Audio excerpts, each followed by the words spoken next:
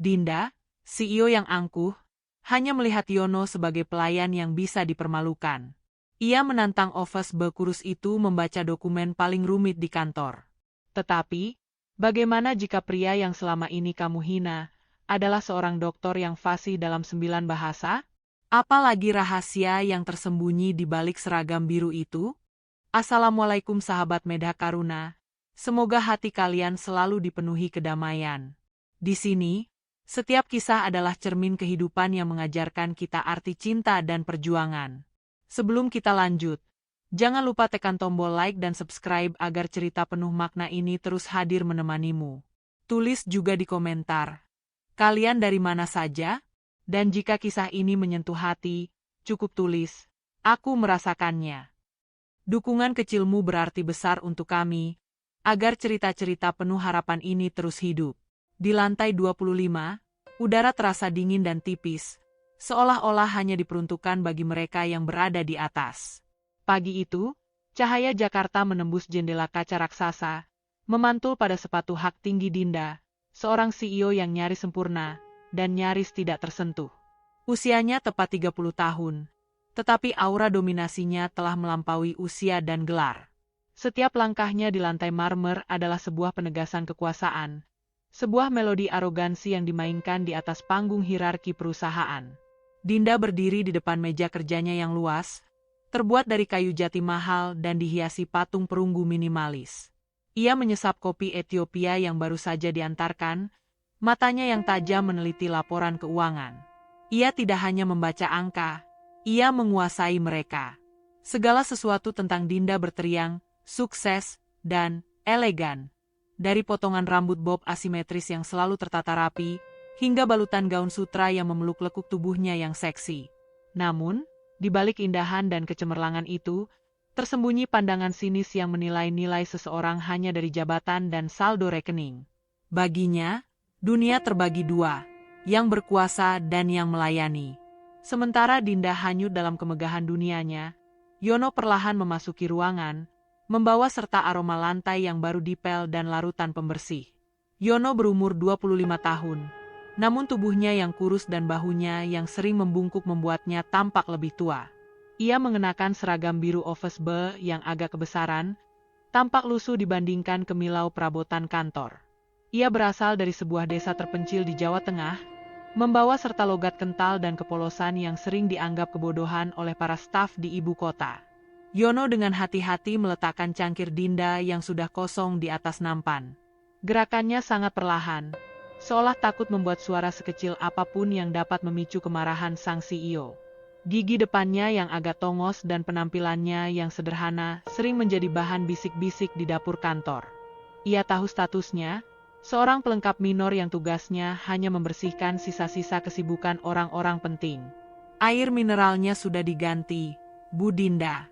Yang dingin, ucap Yono pelan, suaranya sedikit parau karena kebiasaan menahan diri. Dinda bahkan tidak mengalihkan pandangan dari monitor. Ya, bagus, sahutnya datar, seolah berbicara pada mesin penjernih udara.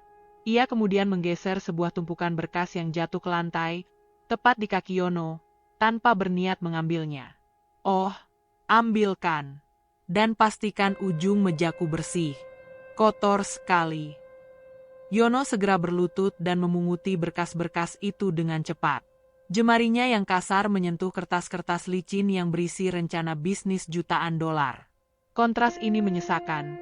Ia berada dalam jarak napas dari kekayaan, namun terpisah oleh jurang kelas yang tak terlampaui. Ia merasakan panas di wajahnya, bukan karena marah, melainkan karena rasa malu yang familiar. Dinda selalu memiliki cara, entah disengaja atau tidak, untuk mengingatkan Yono akan statusnya yang rendah. Beberapa hari kemudian, ketegangan itu menemukan pemicunya. Saat makan siang, Yono secara tidak sengaja menumpahkan sedikit kopi pada power suit mahal milik Bima, salah satu manajer marketing kesayangan Dinda. Bima langsung meledak, menghina Yono dengan serangkaian ejekan tentang kemiskinan dan ketidakmampuan beradaptasi. Yono hanya bisa meminta maaf berkali-kali, tubuhnya gemetar. Dinda, yang menyaksikan insiden itu dari kejauhan, tidak menunjukkan simpati sedikit pun. Sebaliknya, Di matanya ada kilatan ide. Ia tidak peduli pada Bima, tetapi ia melihat potensi drama di dalam diri Yono. Ia melihat Yono sebagai boneka sempurna untuk demonstrasi kekuasaan berikutnya. Bima, sudahlah, ujar Dinda dengan nada otoriter, mengakhiri keributan itu. Matanya kini terpaku pada Yono yang masih menunduk. Kalian semua, dengarkan baik-baik. Minggu depan, kita akan mengadakan rapat khusus. Aku ada sebuah ide untuk menguji motivasi karyawan, katanya sambil menekankan kata terakhir. Senyum tipis yang penuh perhitungan muncul di bibirnya yang dipoles merah anggur. Yono mengangkat kepalanya, bingung. Ia merasakan firasat buruk yang merayap di punggungnya.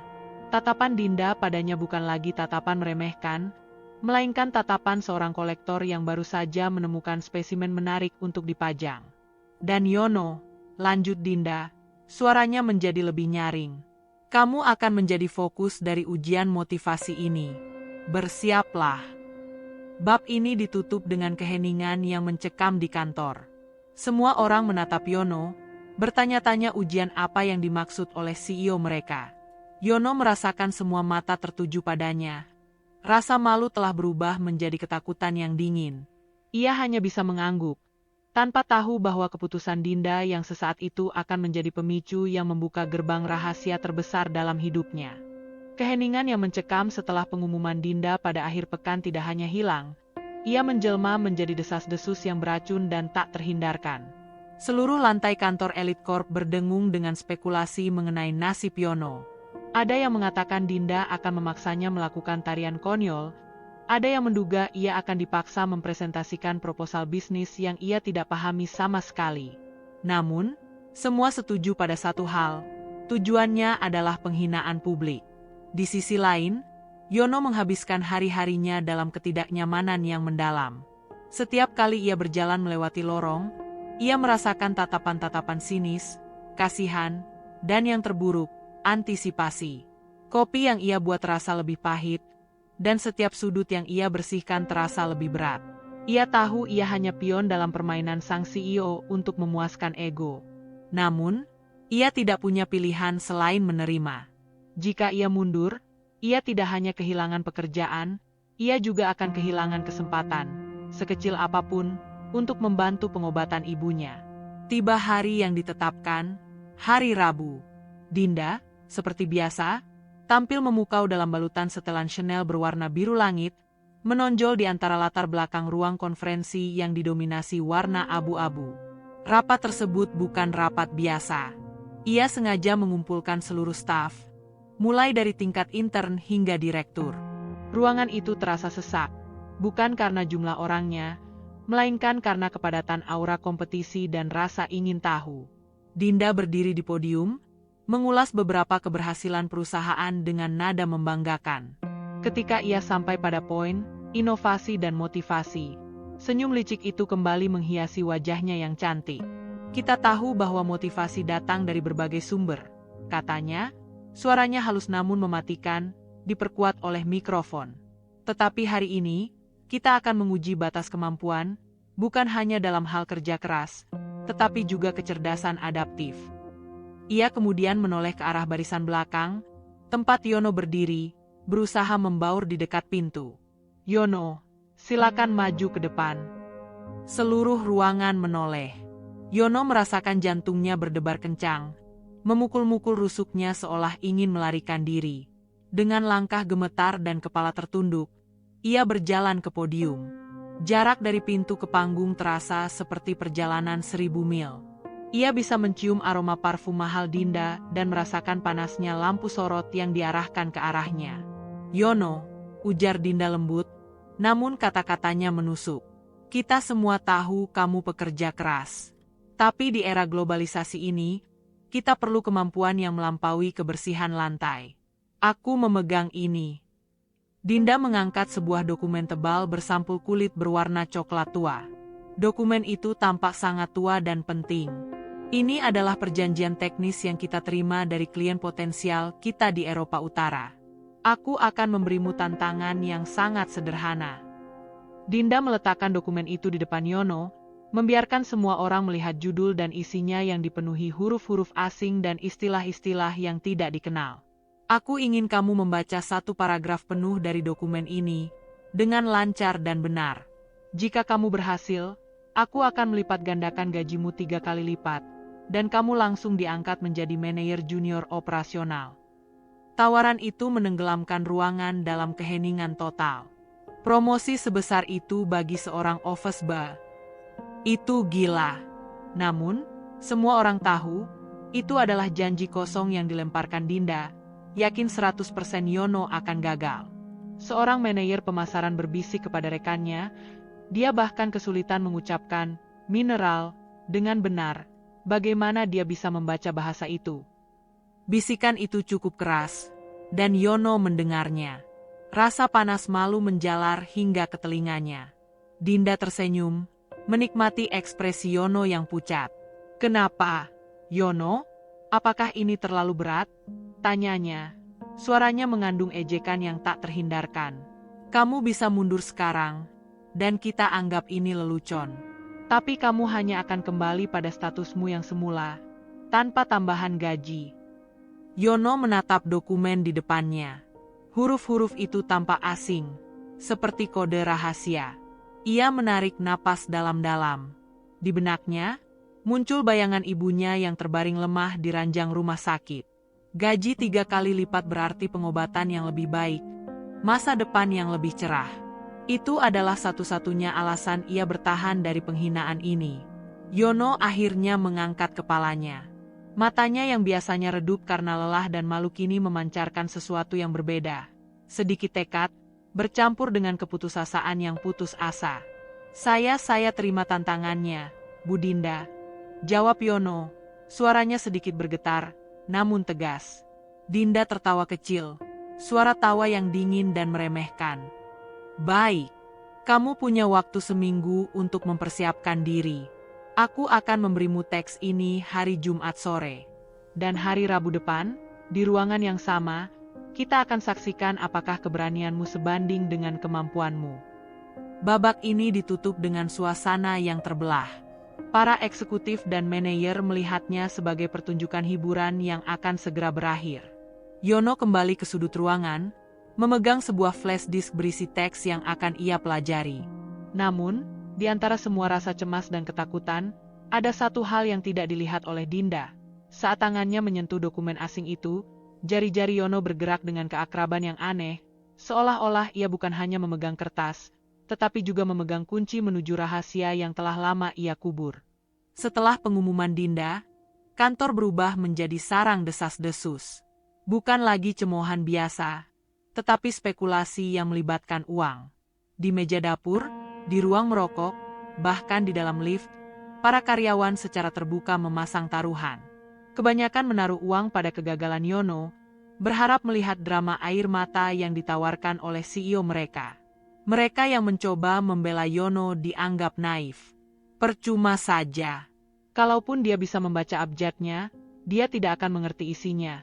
Ujar seorang manajer keuangan dengan nada meremehkan, meyakinkan rekan-rekannya untuk tidak menyia-nyiakan uang mereka pada OB kurus itu. Yono merasakan tekanan itu di setiap sudut.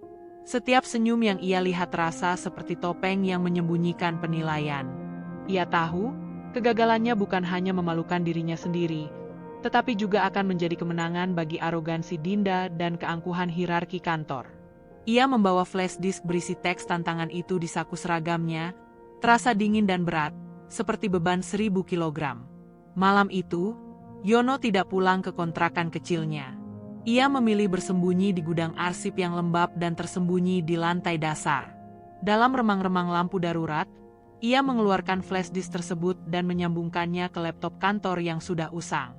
Ia membuka file itu, serangkaian paragraf pada dalam bahasa Islandia lama, sebuah bahasa yang jarang dipelajari dan sangat sulit.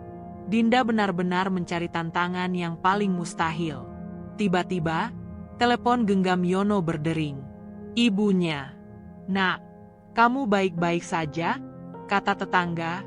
"Kamu ikut ujian besar di kantor. Jangan terlalu dipikirkan. Nak, ibu bangga kamu sudah bekerja keras." Suara ibunya terdengar lemah namun hangat. Air mata Yono nyaris menetes. Ia harus berbohong. Ya, Bu. Ujian kecil saja. Hanya tes administrasi. Doakan Yono supaya dapat tambahan uang untuk biaya berobat ibu. Kebohongan putih itu terasa sakit, namun memberinya kekuatan. Ia harus berhasil, bukan demi promosi, tetapi demi keluarganya. Sementara Yono berjuang melawan teks kuno dan tekanan batin, Dinda merasa tantangannya masih kurang berapi-api. Ia memanggil asisten pribadinya, Clara, yang terlihat gugup. "Clara, aku merasa taruhannya kurang menarik," kata Dinda, bersandar santai di kursinya. "Jika dia gagal, dia hanya akan dipecat. Itu terlalu biasa." Clara, yang diam-diam merasa kasihan pada Yono, mencoba untuk berhati-hati. "Lalu, apa rencana Anda, Bu?" Dinda tersenyum, senyum predator. "Tingkatkan hukumannya. Jika Yono gagal, dia harus bekerja sebagai OB tanpa bayaran selama 6 bulan penuh, sebagai ganti rugi karena membuang waktu rapat. Dan kalau dia berhasil, gajinya kita gandakan, tapi tidak jadi manajer junior. Dia langsung menjadi asisten CEO pribadi." Clara terkejut. Asisten CEO pribadi? Itu adalah posisi yang jauh lebih tinggi dan sensitif, memerlukan kecerdasan dan kepercayaan absolut. Itu adalah hadiah yang terlalu besar, yang berarti Dinda benar-benar yakin Yono akan gagal. Ini bukan lagi sekadar tantangan, ini adalah hukuman yang dilegitimasi. Berita tentang peningkatan taruhan itu menyebar seperti api, memperkuat keyakinan kantor bahwa Yono akan hancur. Tekanan psikologis yang ditimpakan Dinda begitu berat sehingga hampir terasa fisik. Suatu sore, saat Yono sedang membersihkan jendela di lantai 25, Dinda sengaja berjalan melewatinya sambil membawa sebuah buku tebal bersampul merah dengan tulisan Latin kuno. Ia pura-pura menjatuhkannya di dekat kaki Yono. Yono membungkuk cepat untuk mengambilnya. Tangannya menyentuh sampul buku itu sebentar. "Hati-hati, Yono. Itu buku yang sangat penting. Aku yakin kamu bahkan tidak tahu ini bahasa apa." Dinda berucap dengan suara manis yang dingin. Wajahnya tersenyum meremehkan. Yono berdiri tegak, memegang buku itu. Alih-alih merasa malu, Yono hanya menatap Dinda. Kemudian, sesuatu yang aneh terjadi. Yono mengangguk pelan, dan senyum yang sangat tipis, hampir tidak terlihat, muncul di wajahnya. "Ya, Bu Dinda," jawab Yono, suaranya tenang, tanpa gemetar. "Saya akan pastikan buku ini aman." Senyum itu, senyum ketenangan yang aneh, membuat Dinda terdiam sejenak. Itu bukan senyum office boy yang takut atau malu. Itu adalah senyum seseorang yang menyimpan rahasia yang jauh lebih besar dari asumsi siapapun. Dinda menggelengkan kepala, menganggapnya hanya sebagai efek samping dari stres. Namun, kilatan ketenangan di mata Yono meninggalkan ganjalan kecil yang tak terduga dalam pikiran Dinda, membuatnya bertanya-tanya, apa yang sebenarnya dia sembunyikan? Bab ini berakhir dengan Yono kembali ke gudang arsip. Ia tidak lagi melihat teks Islandia lama itu sebagai rintangan. Ia melihatnya sebagai tiket emas yang harus ia raih. Ia memegang buku saku kecilnya yang lusuh, yang selalu ia bawa, dan membukanya. Halamannya penuh dengan coretan dan catatan tangan dalam berbagai macam alfabet asing. Ia mulai membaca teks tantangan itu, bukan dengan gugup, melainkan dengan keakraban seorang ahli yang kembali bertemu dengan bahasa kesayangannya. Dinda sepenuhnya yakin bahwa tantangan membaca teks Islandia lama yang kompleks adalah penentu yang sempurna untuk menghancurkan mental Yono. Di benaknya, Yono pasti menghabiskan malam-malamnya dengan panik mencari kamus online atau kursus bahasa kilat yang sia-sia. Keyakinan ini membuat Dinda merasa berhak untuk meningkatkan penghinaan terselubung. Ia memanggil Clara, sang asisten yang selalu sigap, dan meminta teks tantangan itu digandakan menjadi 10 salinan. Pastikan salinannya diletakkan secara tidak sengaja di berbagai tempat strategis. Instruksi Dinda dengan senyum yang dingin. Di ruang pantry, di loker OB, di meja fotokopi. Biarkan dia merasa diawasi oleh dokumen itu dimanapun ia berada. Tujuannya adalah menciptakan lingkungan yang sepenuhnya memusuhi Yono, Sebuah eksperimen psikologis untuk memastikan Yono tiba di hari H dalam keadaan runtuh mental. Di sisi lain, Yono memang merasa diawasi. Setiap kali ia melihat salinan teks itu, perutnya terasa mual. Ia tahu ini adalah permainan Dinda. Namun, di antara semua stres itu, ada satu hal yang ia syukuri, kerahasiaan. Tidak ada yang tahu bahwa ia tidak benar-benar berusaha mempelajari bahasa itu. Ia hanya perlu mengingat kosakata yang sedikit berkarat. Malam berikutnya, Yono duduk di gudang arsip. Ia tidak menyalakan lampu terang agar tidak menarik perhatian. Ia tidak membutuhkan internet atau kamus. Ia hanya membuka buku saku lusuhnya, buku yang penuh dengan catatan tulisan tangan yang indah dalam berbagai aksara, Cyrillic, Yunani, hingga beberapa simbol Asia kuno. Buku itu bukan sekadar catatan. Itu adalah autobiografi diam dari perjalanan intelektualnya yang panjang. Saat ia membaca teks Islandia lama, mulutnya bergerak pelan, melafalkan frasa yang terdengar asing bagi telinga orang awam. Ia tidak menerjemahkannya, ia memahaminya. Ia membandingkan tata bahasa Islandia lama dengan bahasa-bahasa Jermanik kuno lainnya yang pernah ia pelajari. Kecepatan belajarnya bukan karena ia seorang jenius, tetapi karena ia memiliki fondasi linguistik yang kokoh yang telah dibangun bertahun-tahun melalui pengorbanan dan beasiswa. Tekanan juga datang dari rekan-rekan kerjanya. Budi, Ofas B senior yang awalnya bersimpati, kini mulai merasa iri dan khawatir. Ia takut jika Yono berhasil, standar pekerjaan mereka akan ditingkatkan, atau lebih buruk lagi, Yono akan benar-benar menjadi asisten CEO dan melupakan asal-usulnya. Yo, serius gak usah dipikirkan. Lebih baik kamu bilang menyerah saja. Budi menasihati, nadanya lebih terdengar seperti perintah. Dinda itu cuma mau mempermalukanmu. Kalau kamu nekat, kamu malah jadi tontonan. Aku sudah terima, Bang. Aku akan coba, jawab Yono. Wajahnya menunjukkan ketenangan yang membuat Budi jengkel. Yono tahu, sebagian besar ketakutan mereka adalah cerminan dari ketakutan mereka sendiri akan ketidakmampuan untuk lepas dari hierarki yang ada. Dinda, yang ingin melihat Yono runtuh, melakukan intervensi langsung. Ia mengundang Yono ke ruangannya pada hari Kamis sore, sehari sebelum tenggat waktu penyerahan teks. Yono, panggil Dinda, nadanya kali ini kelewat manis, palsu. Ia menyajikan Yono secangkir teh mahal. Minum dulu. Aku mau bicara dari hati ke hati. Yono duduk di sofa mewah, merasa sangat tidak pada tempatnya. Aku tahu ini sulit, lanjut Dinda, memiringkan kepalanya. Aku tahu kamu anak baik dari desa. Daripada kamu malu besar di depan semua orang, bagaimana kalau kita buat kesepakatan? Dinda kemudian menawarkan jalan keluar yang menghinakan. Yono harus menulis surat pengunduran diri dengan alasan kesehatan, dan secara publik menyatakan bahwa tantangan itu terlalu berat, dan sebagai gantinya, Dinda akan memberikan uang tutup mulut senilai 3 kali gaji OB. Ini adalah cara yang lebih bermartabat. Yono, kamu dapat uang, dan kamu tidak perlu menghadapi rasa malu itu. Dinda menekankan, matanya yang indah menatap penuh harap untuk melihat keruntuhan mental Yono. Yono memegang cangkir tehnya, merasakan uap hangat. Ia menatap Dinda, tidak dengan rasa takut, tetapi dengan empati yang menyedihkan. Ia melihat kesombongan yang begitu mengakar sehingga Dinda tidak bisa membayangkan adanya potensi di luar parameter sosialnya. Terima kasih atas tawaran Ibu Dinda, kata Yono perlahan, suaranya mantap. Namun, saya sudah berjanji, dan bagi saya, janji itu lebih berharga daripada 3 kali lipat gaji. Saya akan menghadirinya. Penolakan Yono yang tenang dan penuh martabat adalah kejutan kecil bagi Dinda. Wajahnya yang semula penuh percaya diri kini dihiasi sedikit rasa terganggu.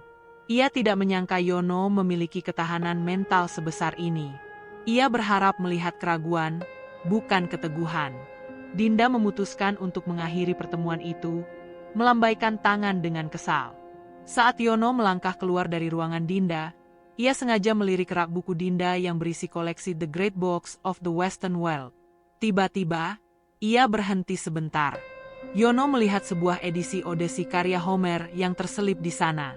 Sambil lalu, Yono bergumam pelan di bawah napasnya, mengucapkan satu baris puisi epik itu dalam bahasa Yunani kuno aslinya, sebuah bahasa yang hampir mustahil dikenal oleh siapapun di kantor itu. Yono kemudian melanjutkan langkahnya. Wajahnya kembali menunduk.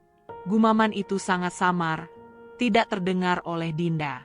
Namun, ia telah meninggalkan sebuah tanda rahasia, sebuah petunjuk tersembunyi bahwa ia bukan hanya siap menghadapi tantangan itu, tetapi ia sudah lama hidup di dunia intelektual yang sama sekali tidak diketahui oleh CEO arogan tersebut. Malam itu, malam Selasa, terasa berbeda. Udara Jakarta seolah ikut menahan napas, menunggu drama yang akan tersaji keesokan harinya. Di lantai 25, lampu-lampu masih menyala terang, memancarkan aura pesta kecil. Dinda mengadakan pertemuan santai dengan beberapa direktur dan manajer tingkat atas. Suasana itu dipenuhi tawa renyah, dentingan gelas champagne, dan aroma kekuasaan yang pekat. Dinda, mengenakan gaun malam yang mewah, tersenyum puas. Ia sedang menjelaskan angle berita yang ia inginkan setelah Yono gagal. Kita akan rekam dengan 2 kamera, ujar Dinda kepada direktur komunikasi. Satu fokus pada wajahnya saat dia mulai panik, dan satu lagi close-up pada dokumen Islandia lama itu. Judulnya harus dramatis, ketika keserakahan melampaui kemampuan. Kita perlu konten yang menunjukkan bahwa motivasi tanpa kualitas hanyalah lelucon. Para eksekutif lain tertawa, memuji kecerdasan Dinda dalam mengubah insiden memalukan menjadi materi marketing yang menguatkan citra dominan perusahaannya. Mereka semua yakin akan hasil akhir pertunjukan besok. Bagi Dinda, malam itu adalah perayaan kemenangan yang sudah pasti. Ia mabuk dalam keyakinan bahwa ia telah berhasil memanipulasi Yono ke dalam keputusasaan yang akan menghibur semua orang. Namun, di tengah kemewahan itu, ada sedikit kegelisahan yang mengganggu Dinda. Itu adalah ingatan akan senyum tenang Yono saat menolak tawaran uang tutup mulutnya. Bagaimana bisa seseorang yang terpojok begitu tenang? Dinda berusaha mengenyahkan pikiran itu, menganggapnya sebagai efek samping dari stres Yono yang mencapai ambang batas.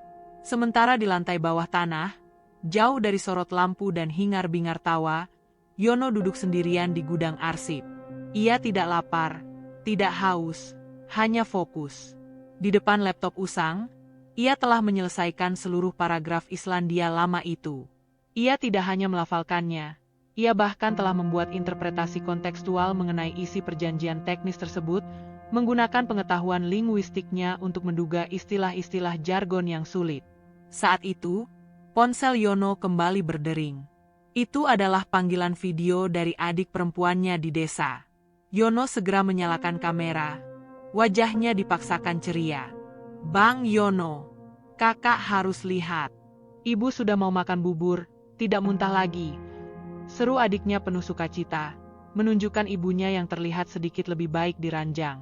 Melihat wajah ibunya yang membaik adalah motivasi yang jauh lebih kuat daripada ancaman atau janji promosi apapun. Air mata Yono menetes. Namun bukan air mata kesedihan, melainkan air mata keteguhan.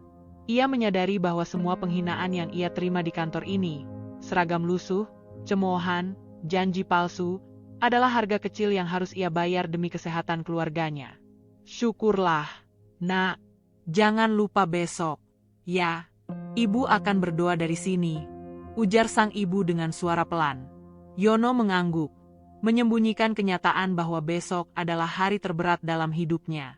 Setelah mematikan panggilan, ia menutup matanya, mengambil napas dalam-dalam. Tekanan yang tadinya terasa dingin kini berubah menjadi api semangat. Ia tidak akan mengkhianati kepercayaan keluarganya dengan mundur.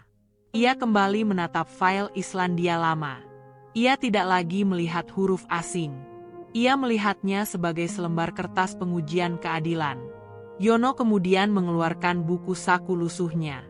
Ia membuka halaman-halaman yang penuh dengan aksara asing.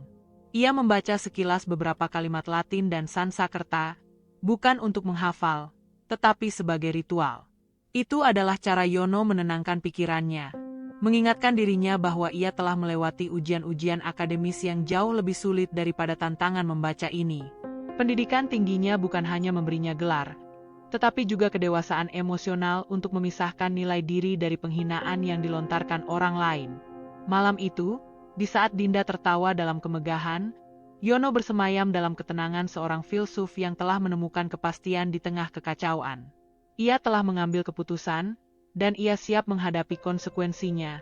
Apakah itu promosi besar atau pengangguran yang memalukan? Yang terpenting, ia akan melakukannya dengan martabat. Bab ini berakhir saat Yono melipat seragam birunya yang sudah bersih. Di mejanya, ia meletakkan flash disk itu. Ia bukan lagi office boy yang takut dan kurus. Ia adalah Yono, seorang pria yang memegang kunci untuk membuka kotak Pandora yang berisi rahasia terbesarnya, siap mengguncang seluruh hierarki elit corp hanya dalam waktu 1 jam. Pukul 9 pagi, ruang serbaguna elit corp penuh sesak. Lebih dari 120 karyawan berkumpul, berdiri berdesakan. Mereka bukan hanya staf, mereka adalah penonton yang haus drama. Sebuah layar proyektor besar menyala, siap menampilkan teks Islandia Lama itu, memastikan penghinaan Yono akan terekam dalam resolusi tinggi. Di tengah panggung, ada sebuah podium tunggal, diletakkan tepat di bawah sorot lampu yang menyilaukan. Dinda memasuki ruangan dengan langkah penuh percaya diri, seolah-olah dia bukan hanya CEO, tetapi juga direktur drama yang mengatur setiap gerakan. Ia mengenakan blazer merah menyala, kontras sempurna dengan seragam biru Yono. Wajah Dinda memancarkan ketenangan arogan, yakin bahwa office boy itu akan runtuh sebentar lagi. Ia duduk di kursi depan, diapit oleh para direktur yang tampak bersemangat, sambil sesekali melirik jam tangan mewahnya.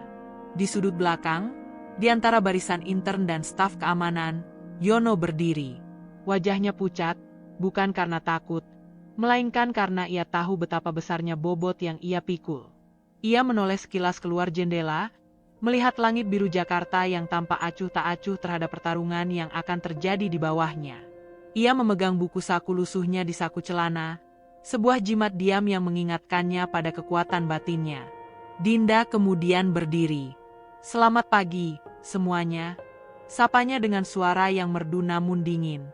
"Hari ini kita akan menyaksikan sebuah momen krusial. Momen yang akan membuktikan batas antara kemauan belaka dan kapasitas sejati." Ia lalu menceritakan ulang tawaran besar yang ia berikan kepada Yono, promosi sebagai asisten CEO pribadi, membuat para hadirin kembali berbisik-bisik, menggarisbawahi betapa konyolnya tawaran itu bagi seorang office bar. "Yono," panggil Dinda, melambaikan tangan ke podium. "Panggung ini milikmu." Langkah Yono menuju podium terasa sangat lambat. Kaki-kakinya terasa berat, namun bukan karena keraguan, melainkan karena ia sedang mengumpulkan setiap serpihan martabat yang ia miliki. Ketika ia berdiri di bawah sorot lampu, ia tampak begitu kecil dan rentan. Seragam birunya terlihat kusam di tengah kemilau ruangan. Gigi tongosnya terlihat jelas saat ia berusaha menelan ludah. Seorang asisten Dinda meletakkan dokumen tantangan itu, lembar kertas kuno yang berisi teks Islandia Lama, di atas podium. Dokumen itu langsung diproyeksikan ke layar besar di belakang Yono, sehingga semua orang bisa membaca huruf-huruf aneh dan garis-garis panjang yang rumit. Teks tersebut tampak seperti teka-teki kuno yang mustahil dipecahkan. Dinda mencondongkan tubuh sedikit. "Yono, mari kita mulai. Baca paragraf pertama. Dengan lancar. Jangan gugup. Ingat, ada kesempatan besar menunggumu atau konsekuensi yang besar." Nada suaranya jelas mengandung intimidasi dan ejekan. Yono menarik napas dalam-dalam, memejamkan mata sejenak, mengingat wajah ibunya. Ia membuka matanya dan menatap teks itu. Ia tidak lagi melihat Islandia Lama, ia melihat tata bahasa yang familiar. Tiba-tiba, ia mulai berbicara. Awalnya, suaranya pelan dan sedikit gemetar, seperti roda gerobak yang baru mulai berputar. Namun, dalam hitungan detik, suara itu berubah. Intonasinya menjadi lebih kuat, lafalnya menjadi jelas dan tegas, melafalkan frasa-frasa kuno itu dengan irama yang menenangkan. "Eptir time fear or did make it need okay. O. Freer. Landi. A. Miliha. O. Fingja okay B. O. Endia." Ruangan itu hening total. Tidak ada lagi bisikan. Para penonton yang tadinya bersemangat kini terkejut. Wajah mereka kaku. Mereka semua berharap mendengar Yono tergagap, salah membaca, atau bahkan menangis. Sebaliknya, mereka mendengar bahasa yang asing, namun diucapkan dengan kefasihan yang mencengangkan. Dinda, yang semula tersenyum penuh kemenangan, kini kehilangan senyumnya. Wajahnya berubah dari merah ke putih pucat. Ia menatap Yono, lalu ke layar proyektor, lalu kembali ke Yono. Ia bisa saja mengabaikan Yono jika ia hanya membaca ejaan per ejaan. Tetapi irama dan intonasi Yono terdengar seperti penutur asli yang bersemangat, bukan seorang office boy yang baru belajar semalam. Ketika Yono menyelesaikan kalimat pertama tanpa jeda yang berarti, Dinda menggebrak meja kecil di depannya. "Shop, hentikan!" seru Dinda, suaranya tajam, memecah keheningan. "Bahasa apa yang kamu gunakan itu? Coba ulangi." Yono, tanpa gentar, menatap Dinda. Untuk pertama kalinya, ia menatap mata CEO-nya tanpa rasa takut atau malu. Ia menanggapi dengan tenang, "Ini adalah Islandia lama, Bu Dinda. Versi awal bahasa Norse yang digunakan untuk menulis Edda dan Saga Islandia." Jawaban itu, yang penuh dengan referensi sejarah sastra, bukan hanya mengejutkan. Itu menghancurkan naskah drama yang telah disiapkan Dinda. Seorang office boy tidak seharusnya tahu tentang Edda atau Saga. Ruangan mulai gaduh. Keheranan telah menggantikan cemoohan. Dinda berusaha menguasai kembali situasi, mengambil alih mikrofon. "Tunggu, itu mungkin hanya hafalan. Coba kamu baca paragraf yang ini." Dinda menginstruksikan Yono untuk melompat ke bagian tengah dokumen, bagian yang sangat teknis dan berisi istilah-istilah kompleks mengenai kepemilikan lahan dan navigasi kuno. Yono mengangguk. Ia tidak terlihat panik. Ia hanya menyesuaikan pandangannya, seolah menghadapi soal ujian yang biasa ia kerjakan. Ia kemudian mulai membaca paragraf yang baru itu dengan suara yang bahkan lebih kuat dan percaya diri. "Egnir esar eru tengdarskipum oke kaupskap, oke skal greya f. Ska." Di tengah pembacaan yang mengalir sempurna itu, salah satu direktur senior, seorang pria tua yang pernah menghabiskan masa mudanya di universitas-universitas Eropa, tiba-tiba berdiri, wajahnya benar-benar terkejut. Itu sempurna," seru direktur itu, menginterupsi. "Dialeknya, tekanan konsonannya. Aku pernah mempelajarinya. Itu bukan sekadar membaca. Dia memahami tata bahasanya." Tiba-tiba, kejutan itu berubah menjadi kepanikan di wajah Dinda. Sorot lampunya kini tidak lagi menyanjungnya. Ia justru memperlihatkan kekalahannya. Ia telah membawa seorang pria ke panggung untuk dipermalukan, tetapi pria itu, dengan seragam birunya, justru mengambil alih pertunjukan dan membuktikan bahwa pemilik kekuasaan yang sesungguhnya adalah akal budi, bukan harta. Ruangan itu mendidih dalam keheningan yang tebal, diselingi bisikan kaget dan napas tertahan. Setelah pengakuan dari direktur senior yang membenarkan kefasihan Yono dalam Islandia lama, mata semua orang tertuju pada Dinda. Wajahnya kini bukan lagi pucat, tetapi merah padam karena rasa malu yang amat sangat. Ia merasa dikhianati oleh realitas. "Ini tidak mungkin," seru Dinda. Suaranya naik 1 oktav, berusaha mati-matian merebut kembali kendali. "Kamu pasti menghafal. Katakan padaku, Yono, bagaimana kamu bisa membaca itu dengan lancar?" "Bohong." Yono meletakkan dokumen itu dengan tenang di podium. Ia menatap Dinda. Tidak ada dendam, hanya kejujuran yang menenangkan. Sebuah kejujuran yang jauh lebih menghancurkan daripada ejekan. "Saya tidak berbohong, Bu Dinda," jawab Yono. "Dan saya tidak menghafal. Teks ini murni teknis. Hafalan tidak akan cukup untuk memahami istilah-istilah di dalamnya." Seorang manajer lain, seorang wanita yang selalu menyombongkan diri pernah kuliah di Paris, berani bertanya, "Oke, Yono, kalau kamu memang jenius, apa yang kamu lakukan di sini? Kenapa seragam office boy?" Yono menarik napas dalam-dalam. Momen pengungkapan yang selama ini ia hindari, kini tiba. Ini bukan lagi tentang promosi, tetapi tentang memulihkan martabat dan membuktikan nilai sejati. Saya ada di sini karena saya memilihnya, kata Yono. Suaranya kini terdengar berwibawa, jauh berbeda dari Office B yang gagap. Untuk menjawab pertanyaan Ibu Dinda dan Anda semua, Islandia Lama adalah bahasa ke-9 yang saya kuasai. Kalimat itu, bahasa ke-9, menghantam ruangan seperti palu godam. Sebagian besar karyawan kesulitan menguasai bahasa kedua, dan Yono mengklaim menguasai 9 bahasa, sambil membersihkan toilet mereka. 9? Bahasa apa saja? Dinda menuntut. Nada suaranya kini campur aduk antara kemarahan dan ketidakpercayaan yang putus asa. Yono mulai menyebutkan daftar dengan nada santai. Indonesia, Inggris, Mandarin, Prancis, Spanyol, Latin, Arab, dan Islandia Lama. Lalu, ada satu lagi yang sudah lama tidak saya gunakan, Sanskerta kuno. Para karyawan saling pandang, rahang mereka ternganga. Kepercayaan diri Yono tidak dibuat-buat. Ia berbicara tentang bahasa-bahasa kuno seolah-olah itu adalah daftar menu makan siang.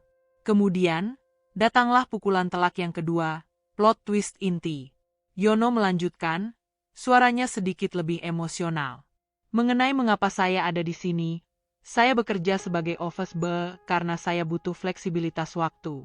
Saya butuh pekerjaan yang tidak melibatkan gelar saya. Gelar yang saya peroleh dari beasiswa penuh di Universitas Cambridge di mana saya mengambil 2 jurusan dan berhasil menyelesaikan studi doktoral, S3, saya dalam bidang filsafat dan linguistik komparatif 3 tahun lalu. Ruangan meledak. Keheningan yang mencekam itu kini pecah oleh desahan kaget, bisik-bisik yang panik, dan suara kursi yang bergeser. Dinda tersentak di kursinya. Gelar doktor dari Cambridge. Orang yang ia ejek, yang ia perlakukan seperti debu, yang ia gunakan untuk melampiaskan arogansinya, adalah seorang Dr. Yono, seseorang yang memiliki pencapaian akademis yang jauh melampaui dirinya sendiri. Harga dirinya hancur berkeping-keping. Kenapa? Kenapa kamu menyembunyikannya? Tanya Dinda dengan suara tercekat, hampir seperti rintihan. Yono menatap Dinda dengan tatapan yang penuh empati dan kepolosan, yang semakin menusuk ego Dinda. Saya datang ke Jakarta bukan untuk karir, Bu. Saya datang untuk ibu saya, jelas Yono. Ia menceritakan bagaimana ibunya menderita penyakit kronis dan membutuhkan pengobatan intensif. Gaji Office B memang kecil, tapi jam kerjanya memungkinkan saya untuk merawat dan mengantarkan ibu saya ke rumah sakit setiap sore. Saya tidak ingin sorotan gelar atau posisi tinggi mengganggu fokus utama saya, yaitu keluarga. Saya bekerja di sini dengan niat tulus untuk melayani. Hanya saja, pelayanan saya selama ini disalahartikan. Pengakuan itu mengubah total suasana emosi di ruangan. Rasa malu dan cemoohan yang dialamatkan pada Yono kini berbalik menjadi penyesalan dan rasa hormat yang mendalam dari para karyawan. Mereka semua menyadari bahwa pria sederhana yang mereka abaikan ini adalah seorang ilmuwan brilian yang mengorbankan karir gemilangnya demi cinta seorang anak kepada ibunya. Dinda berdiri, tubuhnya gemetar. Ia mencoba berbicara, tetapi tenggorokannya tercekat. Ia telah menghabiskan hidupnya mengejar status dan label, hanya untuk dihancurkan oleh pria yang membuktikan bahwa nilai sejati tersembunyi di balik ketulusan dan pengorbanan, bukan gelar atau kemewahan. Bab ini berakhir dengan Yono melangkah mundur dari podium, membiarkan kebenaran itu menguasai ruangan. Ia telah memenangkan pertarungan, bukan dengan kecerdasan, melainkan dengan martabat yang tidak dimiliki oleh satupun dari mereka yang berada di Elite Corp. Dinda hanya bisa menatap seragam biru lusuh Yono, seragam yang kini terasa lebih mulia daripada setelan mahal yang ia kenakan. Keheningan yang terjadi setelah Yono mengungkapkan gelar dan alasan pengorbanannya terasa lebih memekakan telinga daripada guntur. Ruangan itu kini dipenuhi oleh hampir 120 orang yang bergulat dengan 3 emosi, rasa malu, penyesalan, dan kekaguman. Dinda masih berdiri di tempatnya, seperti patung yang rapuh. Wajahnya yang sempurna kini dihiasi oleh air mata yang tidak ia sadari telah menetes. Itu bukanlah air mata sedih, melainkan air mata karena egonya telah hancur total. Selama ini, Dinda membangun citra dirinya di atas keyakinan bahwa ia adalah puncak rantai makanan intelektual dan sosial. Kini, Seorang pria yang ia anggap tak lebih dari pelayan telah membuktikan bahwa semua kekuasaan dan kekayaan yang ia miliki tidak dapat membeli kedalaman karakter atau kecerdasan sejati. Dinda mundur selangkah, meraih sandaran kursinya untuk menopang diri. Ia teringat setiap kali ia menyuruh Yono mengambil berkas yang ia jatuhkan dengan sengaja, setiap kali ia memanggilnya dengan nada meremehkan, dan setiap kali ia menggunakan Yono sebagai target untuk menguji kesombongan di depan para eksekutif. Semua penghinaan itu kini berbalik, menampar wajahnya sendiri. Yono, saya. Dinda mencoba berucap, suaranya serak dan nyaris tidak terdengar. Ini adalah kali pertama ia berbicara tanpa nada otoriter di kantor ini. Ia tidak bisa menemukan kata yang tepat. Kata maaf terasa terlalu kecil untuk menutupi penghinaan yang begitu besar. Yono, melihat kehancuran Dinda, justru menunjukkan belas kasihan. Ia mengangguk pelan, seolah berkata, "Saya mengerti." Sementara itu, di antara kerumunan karyawan, terjadi perubahan drastis. Para manajer yang tadinya tertawa kini menundukkan kepala. Mereka yang bertaruh pada kegagalan Yono kini merasa uang mereka tidak penting. Mereka bukan hanya malu pada Yono, tetapi malu pada diri mereka sendiri karena telah menjadi bagian dari budaya penghakiman dangkal yang dihidupkan oleh Dinda. Mereka menyadari betapa mudahnya mereka meremehkan Yono berdasarkan seragam, logat, dan penampilan fisiknya. Budi, Office Boy senior yang sempat cemburu, kini bergegas maju, matanya berkaca-kaca. "Dr. Yono, maafkan saya. Saya pikir Anda cuma mau cari gara-gara. Ternyata Anda luar biasa." Ia menjabat tangan Yono, bukan dengan sentuhan rekan kerja, tetapi dengan rasa hormat yang tulus. Dinda, setelah berhasil menguasai diri, mengambil keputusan impulsif. "Baik," katanya, suaranya kembali menguat, namun kali ini tanpa keangkuhan, lebih seperti perintah yang dipaksakan. "Kamu berhasil. Kamu tidak hanya berhasil. Kamu telah membuktikan banyak hal. Janji tetaplah janji. Mulai hari ini, kamu asisten CEO pribadi saya. Kita akan segera urus administrasinya. Gaji akan dilipat gandakan. Kamu bisa mulai besok. Silakan ambil cuti sampai berkasmu siap." Tawaran itu adalah tangan permohonan maaf Dinda yang terakhir, upaya untuk memperbaiki kesalahannya dan, mungkin, mendapatkan kembali sedikit harga diri. Namun, Yono menggeleng. "Terima kasih, Bu Dinda. Ini adalah tawaran yang sangat besar. Saya menghargai pengakuan Anda."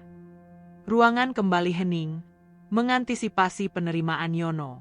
Promosi besar-besaran, kekuasaan, gaji fantastis, semua ada di depan matanya. Namun, lanjut Yono, "Saya harus menolak tawaran asisten CEO pribadi itu." Penolakan itu adalah pukulan telak terakhir bagi Dinda.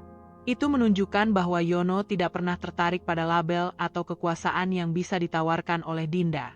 Tujuannya adalah keluarga, dan martabatnya tidak dapat dibeli dengan jabatan. "Mengapa?" Dinda bertanya lirih, merasa seluruh usahanya sia-sia. Tugas asisten CEO pribadi adalah tugas penuh waktu yang menuntut dedikasi total. "Itu akan menjauhkan saya dari keluarga," jelas Yono. Ia kemudian melihat ke kerumunan dan ke Dinda. "Saya menerima tantangan ini bukan untuk mendapatkan jabatan, Bu. Saya menerimanya untuk mendapatkan kepercayaan pada diri sendiri dan sumber daya untuk mengobati ibu saya. Dan yang terpenting, saya merasa saya telah membuktikan bahwa nilai seseorang tidak ada hubungannya dengan pakaian, status, atau latar belakang desa." Yono kemudian mengumumkan bahwa ia akan mempertimbangkan tawaran lain yang ia terima dari lembaga pendidikan yang lebih fleksibel, setelah melihat berita tentang kemampuannya yang menyebar di kalangan akademisi. Dinda hanya bisa menatap Yono, menyadari bahwa ia telah kehilangan bukan hanya seorang pegawai, tetapi juga kesempatan untuk belajar dari orang yang paling mulia yang pernah ia temui. Penolakan Yono adalah kemenangan total bagi karakter di atas kekuasaan. Yono membungkuk sedikit ke arah Dinda, gestur hormat terakhir yang sangat beradab, lalu berbalik dan meninggalkan ruangan, meninggalkan para penonton yang benar-benar tercengang. Ia berjalan melewati kerumunan, dan kali ini, Tidak ada satupun yang berani meremehkannya. Hanya ada tatapan rasa bersalah dan kekaguman murni yang mengiringi langkahnya. Dinda berdiri di atas panggung yang kini terasa dingin dan kosong. Ruangan itu telah dibersihkan dari cemoohan, tetapi ia dipenuhi oleh sisa-sisa kehancuran egonya. Ia menyadari bahwa ia baru saja menyaksikan dan menjadi korban dari kejatuhan pandangan hidupnya yang sombong.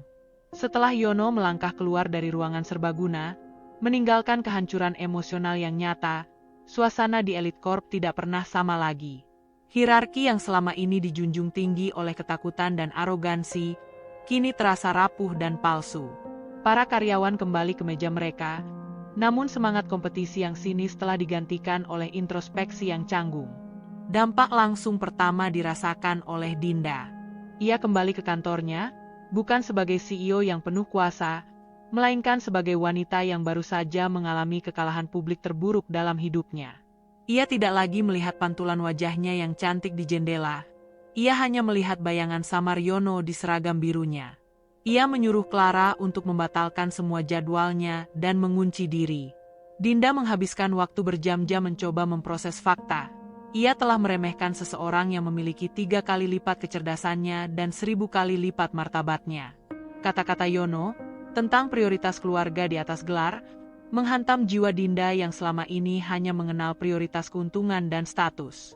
Untuk pertama kalinya, Dinda mempertanyakan nilai-nilai yang ia pegang teguh selama 30 tahun. Kekalahan ini bukan finansial, tetapi moral. Di sisi lain, Yono segera mengajukan pengunduran diri secara resmi. Ia menulisnya dengan tangan, ringkas namun sopan, tanpa menyebutkan drama yang baru saja terjadi. Ia tahu, setelah pengungkapan itu, ia tidak akan pernah bisa kembali menjadi office boy di sana, bahkan jika ia menginginkannya. Ia juga tidak ingin posisi apapun di perusahaan itu, karena ia telah melihat dari dekat betapa beracunnya budaya yang ditanamkan Dinda. Sesaat sebelum meninggalkan gedung, Yono mampir ke gudang arsip. Ia mengemasi buku saku lusuhnya, laptop usang yang ia gunakan, dan beberapa barang pribadi. Saat ia berjalan melewati pantry, Budi dan rekan-rekan office boy lainnya menunggunya. Dr. Yono, kami semua sudah kumpulkan uang.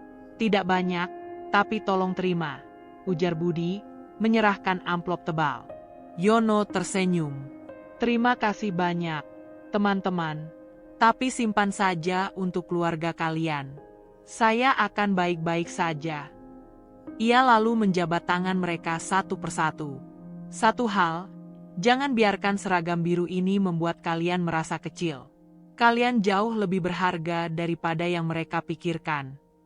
Kata-kata perpisahan itu adalah pesan pembebasan bagi para pekerja kerah biru di sana. Sementara itu, konsekuensi juga mulai terasa di struktur perusahaan. Para manajer yang tadinya menikmati drama itu kini harus berhadapan dengan rasa saling curiga dan malu. Mereka tahu bahwa mereka semua bersalah karena meremehkan Yono. Diskusi di kantor berubah dari membicarakan gosip menjadi pertanyaan tentang etika dan penilaian karakter. Budaya kantor yang tadinya sombong mulai menunjukkan tanda-tanda keretakan, memaksa mereka untuk bersikap lebih hati-hati dan menghargai semua staf. Dinda, yang akhirnya keluar dari ruangannya, tampak berbeda. Riasannya lebih tipis, dan sikapnya lebih merenung. Ia mengumpulkan para direktur. Bukan untuk mencari kambing hitam atas kegagalannya, melainkan untuk memberikan instruksi yang mengejutkan. Mulai hari ini, ujar Dinda dengan suara pelan namun tegas, kita akan merombak total proses perekrutan dan penilaian karyawan. Kita tidak akan lagi hanya melihat latar belakang akademik dan tampilan luar. Kita akan membuat program mentoring, dan saya ingin setiap manajer menghabiskan 1 hari dalam seminggu bekerja bersama staf support. Instruksi itu mengejutkan para direktur. Itu adalah pengakuan diam-diam Dinda atas kesalahannya. Ia mengambil langkah yang sangat tidak biasa dan tidak terduga, didorong oleh dorongan Yono. Sebelum pulang, Dinda meminta Clara menemukan alamat Yono. Bukan untuk membalas dendam, melainkan untuk tujuan lain. Ia ingin mengirimkan surat permohonan maaf pribadi dan yang lebih penting, ia ingin memenuhi janji promosinya. Ia tidak bisa membiarkan Yono bekerja sebagai asisten CEO, Tetapi ia akan membiayai semua pengobatan ibunya sampai sembuh total, sebagai bentuk ganti rugi dan penghormatan atas martabat Yono. Yono, di hari yang sama, duduk di kontrakan kecilnya. Ponselnya berdering. Itu adalah direktur sebuah lembaga penelitian linguistik di Eropa yang telah mendengar ceritanya. Mereka menawarkan posisi peneliti utama yang bisa dilakukan secara fleksibel, jarak jauh, dengan fasilitas yang mencukupi untuk membiayai perawatan ibunya. Yono menerima tawaran itu tanpa ragu. Ia telah mendapatkan tiket emasnya, bukan dari Dinda, tetapi melalui integritasnya sendiri dan keahlian yang telah ia kunci. Ia telah menemukan jalan keluar, jalan yang menjauhkan dia dari kekuasaan yang meracuni dan membawanya kembali ke dunia ilmu pengetahuan yang ia cintai, sambil tetap memprioritaskan keluarganya. Bab ini berakhir dengan Yono menatap jendela kontrakannya. Ia tidak lagi melihat kegagalan atau kesulitan. Ia melihat masa depan yang cerah, dibangun di atas fondasi pengorbanan dan kebenaran. Drama di Elite Corp sudah berakhir. Babak baru hidup Yono telah dimulai. 2 bulan berlalu sejak drama di Elite Corp yang mengguncang fondasi perusahaan tersebut. Di luar gedung perkantoran mewah itu, kehidupan terus berjalan. Tetapi di dalamnya, Dinda menjalani periode introspeksi yang menyakitkan.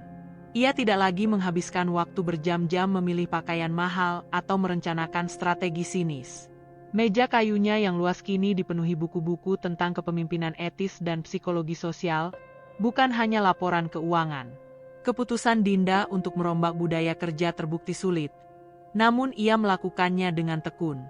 Ia mulai menghabiskan waktu di pantry, berbicara dengan staf support, bahkan dengan Budi, bukan sebagai CEO, tetapi sebagai orang yang mencoba memahami kehidupan di luar lingkaran kekuasaannya. Ia berusaha keras untuk memperbaiki kerusakan yang telah ia ciptakan selama bertahun-tahun. Perubahan Dinda tidak instan, namun itu otentik. Ia telah belajar bahwa otoritas sejati datang dari rasa hormat, bukan rasa takut. Sementara itu, Yono telah memulai kehidupan barunya sebagai peneliti utama di lembaga linguistik yang berbasis di Eropa, bekerja secara remote. Gaji dan fasilitas yang ia terima jauh lebih baik, memungkinkannya membiayai pengobatan ibunya secara penuh dan nyaman. Kontrakan kecilnya di Jakarta kini terasa lebih hangat, dipenuhi buku-buku yang ia cintai dan senyum ibunya yang mulai pulih. Suatu sore, sebuah amplop tebal tiba untuk Yono. Itu adalah surat yang ditulis tangan oleh Dinda, dikirim melalui kurir khusus. Yono membukanya dengan hati-hati. Surat itu bukan berisi tawaran jabatan, melainkan permohonan maaf yang tulus dan panjang. Dinda mengakui setiap penghinaan, setiap kata-kata meremehkan, dan kebodohannya dalam menilai orang. Ia juga mengikutsertakan sebuah dokumen, perjanjian hukum untuk membiayai semua pengobatan Ibunda Yono selama setahun penuh, terlepas dari status pekerjaan Yono. Ini adalah penghormatan Dinda yang sesungguhnya, bukan uang untuk tutup mulut, melainkan pengakuan atas pengorbanan Yono. Yono membaca surat itu sambil tersenyum tipis. Ia memutuskan untuk tidak mengambil uang perawatan tersebut, karena ia sudah memiliki pekerjaan yang layak. Namun, ia membalas surat Dinda. Ia menulis, "Kepada Ibu Dinda, saya memaafkan Anda. Kebahagiaan bukan ditemukan pada seberapa tinggi kita berdiri, tetapi pada seberapa besar kita menghargai orang-orang di sekitar kita. Teruslah mencari kebaikan di balik seragam biru, di balik senyum yang canggung, dan di balik kata-kata yang tidak terucap. Saya yakin, Ibu Dinda yang sekarang adalah pemimpin yang jauh lebih baik." Pesan moral dari kisah ini akhirnya terwujud. Yono, sang dokter poliglot dengan seragam office bar, telah membuktikan bahwa nilai kemanusiaan tidak pernah bisa diukur dengan label sosial, kekayaan, atau gelar yang terlihat. Ia mengajarkan bahwa martabat adalah pilihan, dan kekuatan sejati terletak pada kemampuan untuk berkorban tanpa menuntut pengakuan.